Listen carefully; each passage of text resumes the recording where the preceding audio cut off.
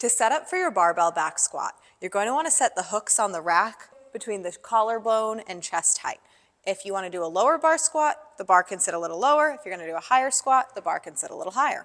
You can also put on safeties if you're squatting alone and you're nervous. Now, before we even get on the bar, you're going to want to brace your core.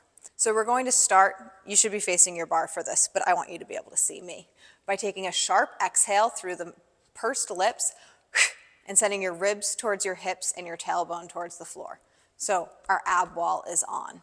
Now, you're going to come over to your bar, and you want to have your hands so that way they're outside of your shoulders. For me, that's lining up my fingers with the etching on this barbell.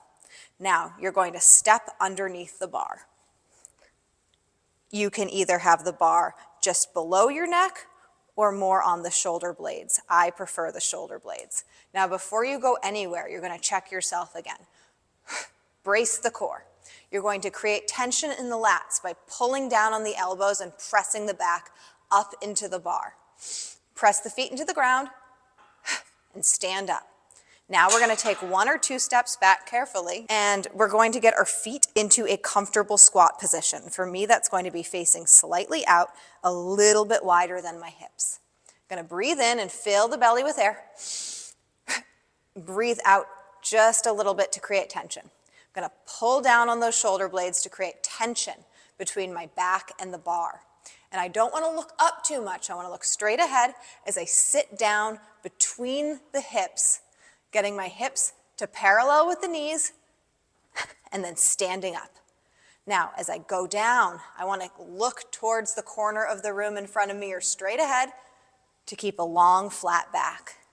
Pull down on those elbows, create tension between the shoulder blades, sit between the legs, drive the knees out on the way down, and stand up fast. Now let's troubleshoot a few common problems I see with the barbell back squat, and they're really not that different from the problems we see with any squat. So first of all, people have a hard time getting deep enough in the squat. They feel like they just can't get very far.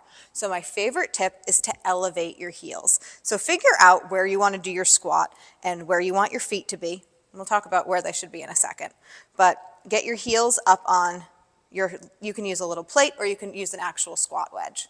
Then we're going to walk over to the bar, set up for our squat, back it up carefully, get your heels on those plates, and this is going to let you sit even deeper in the squat. And I don't know if you remembered what my last squat looked like, but this is a lot deeper than it was. One of the most common questions I get asked is, where should your feet be? Now, everyone's going to be different, so a good place to start is to take an athletic hop, throw your hands up in the air, see where you land. That's going to be a pretty comfortable squat stance. But the back squat is fairly wide, so a lot of people find it a little easier if they point their toes slightly out, because at the end of the day, what we want to have happen is that the knee tracks over the midline of the foot through the full range of motion in the squat. And finally, the last thing that I see all the time is an arching lower back. So what that looks like is this.